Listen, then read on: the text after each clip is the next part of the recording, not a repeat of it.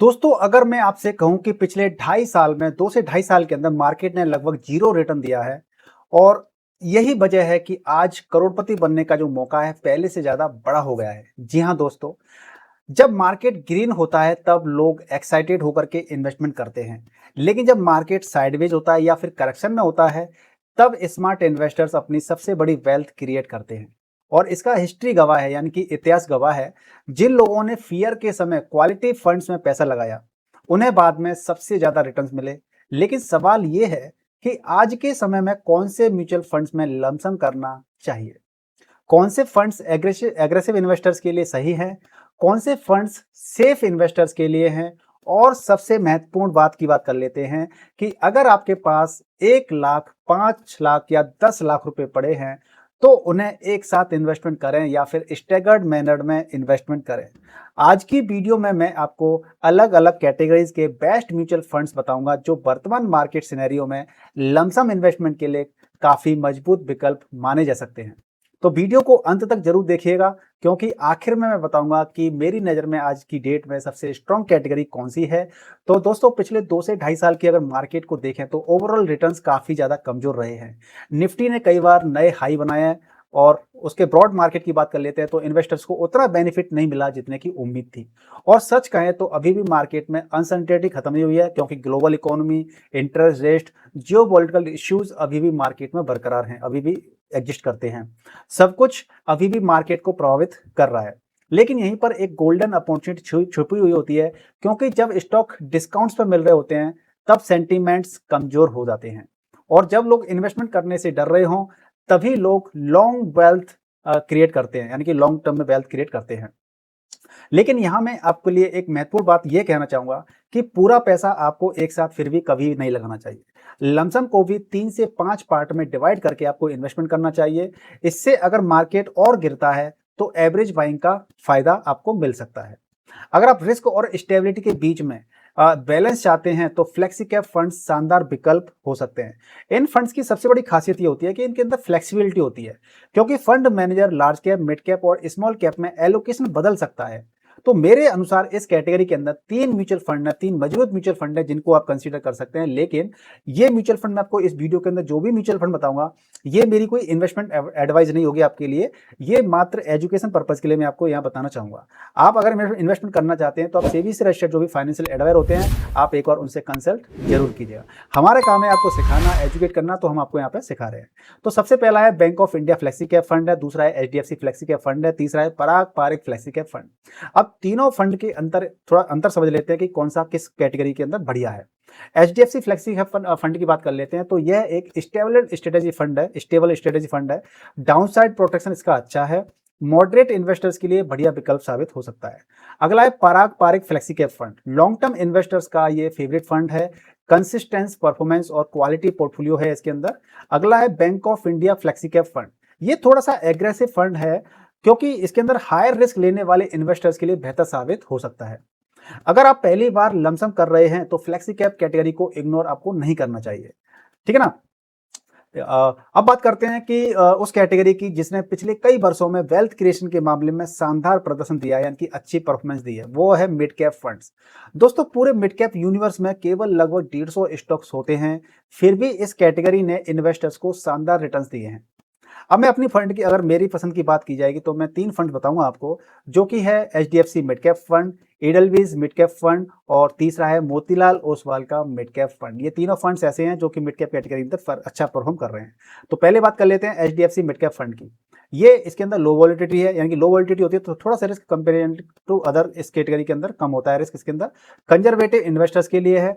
और एडलवीज का mid cap fund की बात कर लेते हैं तो यहाँ पे रिस्क और रिटर्न का शानदार बैलेंस आपको देखने को मिलता है।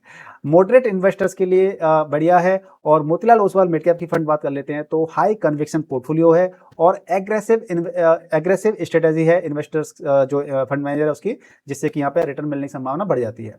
7 से 10 साल तक का अगर टाइम होराइजन आपके पास रखते हैं तो आपका अगर टाइम होराइजन 7 से 10 साल का है तो मिड कैप कैटेगरी को आप कंसीडर कर सकते हैं। अब बात उन इन्वेस्टर्स की करते हैं जो ग्रोथ भी चाहते हैं और स्टेबिलिटी भी चाहते हैं। ऐसे इन्वेस्टर्स के लिए large and mid cap category शानदार विकल्प हो सकती है।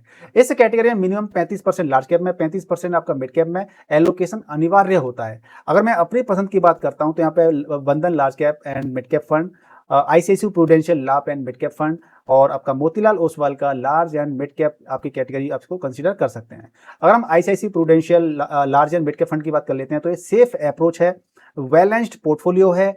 और हम बंधन की बात करेंगे, बंधन large and mid cap fund की, तो ये मॉडरेट रिस्क टेकर्स के लिए बेटर रहता है और गुड ग्रोथ पोटेंशियल इसके अंदर भरपूर है। मोतीलाल ओसवाल का large and mid cap fund की बात करेंगे तो यहाँ पे एग्रेसिव ग्रोथ स्ट्रेटेजी है और high conviction investing approach follow करता है फंड मैनेजर। अगर वॉरेन बफेट सर की बात करें, उनकी फिलॉसफी की बात करें तो आपको पसंद क्या होगा? तो वॉरेन बफेट सर की फिलॉसफी आपको पसंद आ सकती है, तो वो वैल्यू फंड्स आपके लिए काफी बेहतरीन साबित हो सकते हैं। तो ये फंड्स ऐसी कंपनीज को ढूंढते हैं जो फंडामेंटली स्ट्रांग तो होती हैं लेकिन मार्केट उन्हें अंडर वैल्यूड प्राइस पर बेच रहा होता है। तो मेरी चॉइस की बात करी जाएगी तो Motilal Oswal BSE enhance value index fund है, एचएसबीसी का वैल्यू फंड है या फिर एसबीआई का कॉन्ट्रा फंड है। या एचएसबीसी वैल्यू फंड मुझे रिस्क रिवॉर्ड के हिसाब से काफी बैलेंस्ड दिखाई देता है, जबकि एसबीआई कॉन्ट्रा फंड उन कंपनीज में इन्वेस्टमेंट करता है जिन्हें मार्केट फिलहाल इग्नोर कर रहा होता है। अगर कोई इन्वेस्टर केवल एक फंड रखना चाहता है, सिर्फ और सिर्फ एक फंड रखना चाहता है, तो मल्टी कैप कैटेगरी को देख सकता है। अब मल्टी कैप कैटेगरी के अंदर क्या होता है, क्योंकि यहां आपको मिलता है एक लार्ज कैप का एक्सपोजर मिलता है, आपको मिड कैप का एक्सपोजर मिलता है आपको यहाँ पर, और स्मॉल कैप का एक्सपोजर भी आपको यहाँ पर देखने को मिलता है। अब ये एक ही ऐसा फंड है, इस एक ही फंड में आपको आप इसके अंदर तीनों एक्सपोजर मिल जाते हैं आपको, small cap, mid cap, large cap का। तो आप इसके अंदर कोटक मल्टी कैप को चॉइस बना सकते हो, निप्पॉन इंडिया मल्टी कैप को चॉइस बना सकते हो, आईसीआईसीआई प्रूडेंशियल मल्टी कैप को फंड को आप चॉइस बना सकते हो। यह कैटेगरी ऑटोमेटिक डाइवर्सिफिकेशन देती है, इसलिए लॉन्ग टर्म इन्वेस्टर्स के लिए काफी अट्रैक्टिव साबित हो सकती है। अब बात करते हैं एक ऐसी कैटेगरी की जो पिछले कुछ सालों में काफी पॉपुलर हुई है, और वो है मल्टी असेट एलोकेशन फंड। अब इन फंड्स में केवल इक्विटी नहीं होती है, बल्कि इसके अंदर आपको कई सारी असेट क्लास मिल जाती हैं, और इस कैटेगरी के अंदर आपको कम से कम मिनिमम तीन असेट क्लास रखनी पड़ती हैं, जैसे कि इक्विटी है, गोल्ड है, डेट होते हैं। इसके अलावा जो रियल एस्टेट में इन्वेस्टमेंट वेंचर्स होते हैं वो आपके एसेट क्लास इसके अंदर हो सकती है, और कई बार इंटरनेशनल एक्सपोजर भी इसके अंदर होता है। अगर चॉइस की बात की जाएगी तो quant multi asset allocation fund है, Nippon India multi asset allocation fund है, Kotak multi asset allocation fund है। अगर आप वॉलिटिलिटी कम करना चाहते हैं और डाइवर्सिफिकेशन बढ़ाना चाहते हैं तो यह कैटेगरी आपका शानदार विकल्प हो सकती है। अब बात करते हैं हाई रिस्क रिवॉर्ड कैटेगरी पर, यानी कि स्मॉल कैप फंड्स। यहाँ वेल्थ क्रिएशन की पोटेंशियल सबसे ज्यादा होती है, लेकिन रिस्क भी सबसे ज्यादा होती है। अगर मेरी आप पसंद की बात करेंगे तो मैं अपनी पसंद के अंदर यहाँ पे सबसे पहले रखना चाहूंगा एक्सिस स्मॉल कैप फंड। हालांकि इसके अंदर जैसे मैंने आपको बताया कि यहाँ पे बहुत ज्यादा रिस्क होता है और बहुत ज्यादा पोटेंशियल भी होता है। और उसके अलावा एक्सिस के बाद में बंधन स्मॉल कैप फंड है, Invesco India small cap fund है।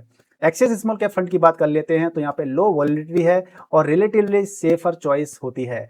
बंधन स्मॉल कैप की बात कर लेते हैं तो यहाँ पे एग्रेसिव इन्वेस्टर्स के लिए बेहतर साबित हो सकता है, हाई ग्रोथ पोटेंशियल इसके अंदर भरपूर है।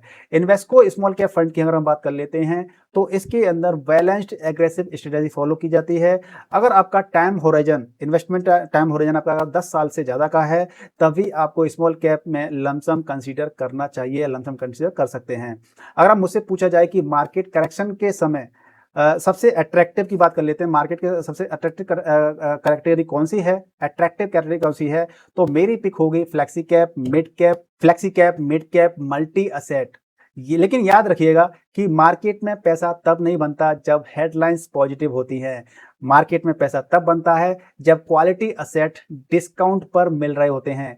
इसलिए मैं आपको बोलना चाहूंगा कि फियर से नहीं, स्ट्रेटेजी से आपको इन्वेस्टमेंट करना चाहिए, और लमसम को भी स्टेगर्ड मैनर में डिप्लॉय करना चाहिए या पैसे को इन्वेस्ट करना चाहिए। कैसे कि लमसम में आपको 3 से 5 हिस्सों में डिवाइड करके उसको स्टेगर्ड मैनर में आपको पैसा इन्वेस्टमेंट करना चाहिए।